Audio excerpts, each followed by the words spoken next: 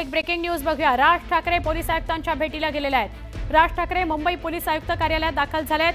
Police आयुक्तांची ते भेट घेणार आहेत। पोलीस आयुक्त देवेन भारतींच्या भेटीला आलेले आहेत राज ठाकरे। औचित्य काय हे आपल्याला काही क्षणामध्ये कळेल। मात्र मनसे अध्यक्ष राज ठाकरे मुंबई पोलीस आयुक्त देवेन भारती यांच्या भेटीला आलेले आहेत। राज ठाकरे पोलीस आयुक्तांच्या भेटीला दाखल झालेले आहेत। आयुक्त कार्यालयामध्ये ते पोहोचलेले आहेत आणि तिथे देवेन भारती यांची ते भेट घेतील। ही दृश्य आहेत जेव्हा पोलीस आयुक्तांच्या भेटीकडे राज ठाकरे रवाना झाले होते तेव्हाची दृश्य। पोलीस आयुक्तांच्या कार्यालयात ते दाखल झालेले आहेत आणि ही भेट त्यांची आता होते आहे देवेन भारती यांच्यासोबतची। आमच्या प्रतिनिधी प्रणाली कापसे यांच्याशी बोलूया। प्रणाली, काय अधिक माहिती? मनसे अध्यक्ष राज ठाकरे अवघ्या 5 मिनिटांपूर्वी पोलीस आयुक्त देवेन भारती यांना भेटण्यासाठी सीपी ऑफिस जे आहे तिथे पोहोचलेले आहेत आणि त्यांच्या भेटीचं कारण अजून कळू शकलेलं नाहीये, परंतु या भेटीमागे राज्याच्या कायदा सुव्यवस्थेचा मुद्दा सुद्धा असू शकतो असं बोललं जात आहे। आता अवघे 5 मिनिटं झालेले मनसे अध्यक्ष पोहोचलेले आहेत, त्यामुळे थोड्या वेळात ते बाहेर पडल्यानंतर जर त्यांनी प्रसारमाध्यमांशी संवाद साधला तर आपल्याला या भेटीमागचं कारण कळू शकेल। परंतु तुर्तास आत्ता ही महत्त्वाची बातमी आहे की मनसे अध्यक्ष राज ठाकरे हे पोलीस आयुक्तांच्या भेटीसाठी पोलीस मुख्यालयामध्ये दाखल झालेले आहेत। नक्की, धन्यवाद माहिती दिल्याबद्दल। राज ठाकरे मुंबई पोलीस आयुक्त कार्यालयात दाखल झालेले आहेत आणि ते देवेन भारतींची भेट घेत आहेत। राज ठाकरे हे देवेन भारतींना भेटतील, त्यांच्यात काय चर्चा होईल हे काही वेळामध्ये कदाचित आपल्याला कळू शकेल। ही भेट नेमकी कशानिमित्त झाली हे आपल्याला कळू शकेल। प्रणाली कापसे आता आपल्याला माहिती देत होत्या। पुढची एक महत्त्वाची बातमी समोर येते। नाशकामध्ये उभाटाला मोठा धक्का बसण्याची शक्यता आहे, कारण उभाटाचे नेते सुधाकर बडगुजर उभाटामध्ये नाराज आहेत अशी कबुली खुद्द बडगुजर यांनी दिलेली। पक्षामध्ये संघटनात्मक बांधणी करताना विश्वासात घेतलं गेलं नसल्याने नाराजी बडगुजरांनी व्यक्त केलेली आहे। त्यामुळे लवकरच सुधाकर बडगुजर उभाटाला रामराम ठोकणार असल्याच्या चर्चांना पुन्हा एकदा उधाण आलेलं आहे। मी कोणावर नाराज नाही। आदरणीय मुख्यमंत्री नाशिकमध्ये आले। नाशिक महापालिका कर्मचाऱ्यांचे प्रश्न होते। म्युनिसिपल कामगार सेनेचा मी अध्यक्ष आहे। 2700 कर्मचारी आमच्या युनियनमध्ये आहेत आणि त्यांचे प्रश्न सोडवण्यासाठी मी जाहीरपणे भेटलो मुख्यमंत्री साहेबांना। बंद दाराआड नाही भेटलो, सगळ्यांसमोर भेटलो आणि 3600 पदं या ठिकाणी रिक्त आहेत, ती लवकर भरती झाली पाहिजे। क्लास 3 आणि क्लास 4चं प्रमोशन बाकी आहे, ते प्रमोशन लवकर झाले पाहिजे आणि आश्वासित प्रगती योजनेचा लाभ 10, 20, 30 या प्रमाणे शासनाच्या निर्णयाप्रमाणे कर्मचाऱ्यांना हा दिला पाहिजे। ह्या प्रमुख 3 मागण्या होत्या आणि त्या मागण्यांचं निवेदन मी आदरणीय मुख्यमंत्री साहेबांना दिले आणि त्यांनी सकारात्मक भूमिका त्या ठिकाणी मला दाखवली आणि निश्चितपणाने कर्मचाऱ्यांना न्याय मिळेल। मात्र मधल्या काळात पक्षांतर्गत संघटनात्मक जे बदल झाले त्याच्यामुळे आपण इतर पदाधिकारी नाराज आहेत। हा संघटनात्मक बदल झाल्यापासून एक 10-12 लोक निश्चितपणे नाराज आहेत। त्यांची नाराजी दूर करण्याचा प्रयत्न आम्ही सातत्याने करत आहोत, परंतु विलास शिंदे सारखा महानगर प्रमुख ज्यावेळेस राजाभाऊ लोकसभेचे उमेदवार झाले त्यावेळेस विलास शिंदे असेल, मी असेल, प्रयत्नाची पराकाष्ठा करून विजयाच्या दिशेने वाटचाल झाली आणि संघटनातून बांधणी मजबूत होती म्हणून तो यशामध्ये रूपांतर झालं। किंबहुना विधानसभेमध्ये आम्हाला अपयश आलं। अपयश आल्यानंतर माझी भूमिका थोडंसं मी लक्ष्मण गाठोळ आमचे प्रतिनिधी अधिकची माहिती देतात। लक्ष्मण, आपण बघतोय की उभाटाला आता मोठा नाशिकमध्ये खरं तर धक्का बसण्याची शक्यता आहे, कारण सुधाकर बडगुजर हे नाराज असल्याची चर्चा आहे। अमित, अगदी खरं आहे। सुधाकर बडगुजर हे ठाकरेंच्या शिवसेनेचे पदाधिकारी आहेत, ज्येष्ठ नेते आहेत आणि विशेष म्हणजे संजय राऊत यांचे ते निकटवर्तीय म्हणून त्यांची ओळख आहे। मात्र यात सुधाकर बडगुजरांनी आपण पक्षामध्ये नाराज असल्याचं सांगितलेलं आहे।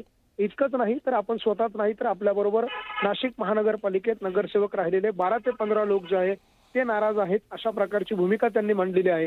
गेल्या महिन्याभरापूर्वी जी ठाकरेंच्या शिवसेनेने नवीन पदाधिकाऱ्यांची यादी जाहीर केली, ज्यामध्ये जिल्हा प्रमुख, महानगर प्रमुख, उपमहानगर प्रमुख ही जी काही पदं नाशिकमध्ये जी होती ती देण्यात आली। त्यावेळेला मात्र सुधाकर बडगुजर आणि त्यांच्या जुन्या सहकाऱ्यांना विश्वासात घेतलं गेलं नाही आणि म्हणून आपली ही नाराजी असल्याचं त्यांनी न्यूज 18 लोकमतशी बोलताना सांगितलेलं आहे। आणि त्यामुळे बडगुजरांची नाराजी जी आहे ती एक संकेत देते की नाशिकच्या ठाकरेंच्या शिवसेनेमध्ये काही एक अलबेल राहिलेलं नाहीये। ठाकरेंच्या शिवसेनेमध्ये एक मोठं खिंडार पडण्याची शक्यता देखील या सगळ्याच्या निमित्तानं निर्माण झालेली आहे। कारण याचं कारण देखील आहे, अमित, जसं आपण बघितलं की काल विलास शिंदे यांच्या मुलीचं लग्न होतं। विलास शिंदे हे ठाकरेंच्या शिवसेनेचे महानगर प्रमुख आहे, मात्र त्यांच्या मुलीच्या लग्नाला स्वतः उपमुख्यमंत्री एकनाथ शिंदे हे खासगी विमानानं थेट नाशिकला येतात आणि त्या केवळ एका लग्नाला हजेरी लावून मुंबईला परततात। त्यानंतर देवेंद्र फडणवीस जे नाशिक दौऱ्यावर होते त्यांची सुधाकर बडगुजरांनी घेतलेली भेट, यामुळे एक गोष्ट आता स्पष्ट आहे की नाशिकमध्ये ठाकरेंच्या शिवसेनेला एक मोठं खिंडार पडू शकतं। जर ही सगळी नावं, ज्यांची नावं आपण घेतली त्यामध्ये विलास शिंदे असतील, सुधाकर बडगुजर असतील, ही जर नावं ठाकरेंच्या शिवसेनेतून वगळली तर नाशिकमध्ये ठाकरेंच्या शिवसेनेचं फारसं काही उरणार नाही। लक्ष्मण, येत्या काळामध्ये नाशकात मोठ्या राजकीय घडामोडी घडण्याची शक्यता आहे। धन्यवाद या सगळ्या सविस्तर माहितीसाठी। वैष्णवी हगवणे आत्महत्या प्रकरणात नवा ट्विस्ट आलाय। वैष्णवीने गळफास घेतलेला पंखा हा 71 किलो वजन पेलू शकतो का, असा सवाल उपस्थित होतोय। त्यामुळे वैष्णवीने गळफास घेण्याकरता वापरलेली साडी आणि पंखा फॉरेन्सिक तपासणीकरता पाठवण्यात येणार आहे।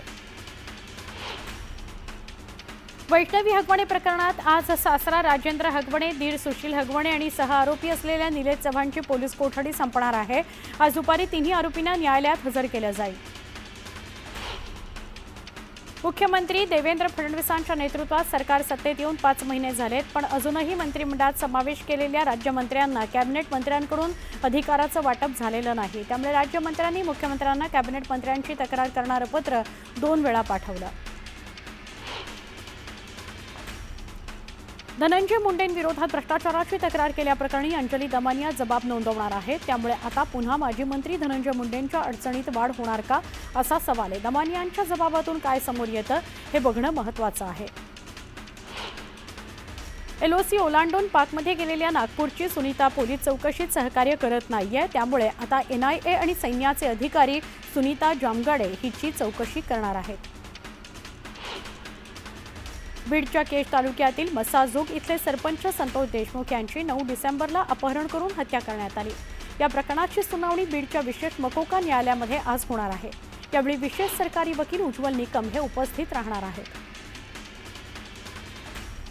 उपमुख्यमंत्री अजित पवारांनी विरोधकांना सज्जड दम देत इशारा दिला, मी कुणावरही टीका करणार नाही, मात्र माझ्यावर कोणी चुकीचे आरोप केले तर मी शांत सुद्धा बसणार नाही, असा थेट इशारा त्यांनी विरोधकांना दिला। केवळ माळेगावच्या साखर कारखान्याची निवडणूक लढवायची नाही तर विविध निवडणुकांच्या निमित्तानं लोकांसमोर जायचं।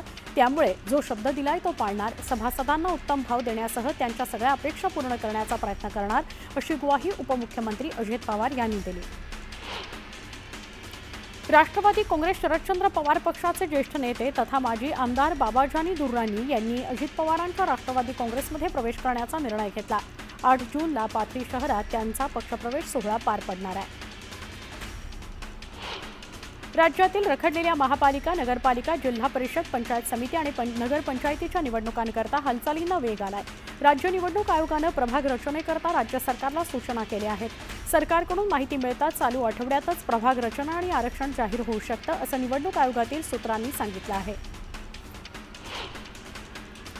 संजय राऊत यांनी दाखल केलेल्या अब्रू नुकसानीच्या खटल्यामध्ये मंत्री नितेश राणे यांनी माझगाव दंडाधिकारी न्यायालयाकडून दिलासा मिळाला आहे। राणे कोकणात असल्यानं सिंधुदुर्गातील पोलीस ठाण्यात 2000 रुपयांच्या जात मुचलक्यावर त्यांना जामीन देण्याचे निर्देश आहेत।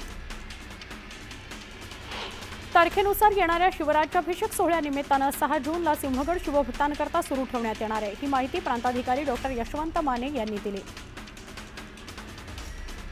येत्या 6 जूनला किल्ले रायगडावर शिवराज्याभिषेक दिन सोहळा मोठ्या उत्साहात साजरा केला जाणार आहे। यावेळी शिवप्रेमींची होणारी विक्रमी गर्दी लक्षात घेता प्रशासनानं तयारी सुरू केली आहे। यंदा 2700 पोलीस कर्मचारी तैनात असणार आहेत। आंबोलीमध्ये पावसाळी पर्यटनाकरता नवीन नियम लागू करण्यात आला आहे। आंबोलीतील मुख्य धबधब्यावर संध्याकाळी 5 नंतर पर्यटकांना प्रवेशबंदी करण्यात आली आहे। तसंच तिथले खाद्यपदार्थ आणि इतर वस्तूंचे स्टॉल्स देखील संध्याकाळनंतर बंद ठेवण्याचे आदेश आहेत। आता तुमच्यानंतर तुमच्या मालमत्तेवरून कुटुंबात वाद निर्माण होऊ नयेत अथवा तुम्हाला तुमच्या मर्जीनुसार विल्हेवाट लावायची असल्यास मृत्यूपत्र तयार करता येतं. ज्येष्ठ नागरिकांकरता नोंदणी आणि मुद्रांक शुल्क विभागानं नवीन उपक्रम हाती घेतलाय.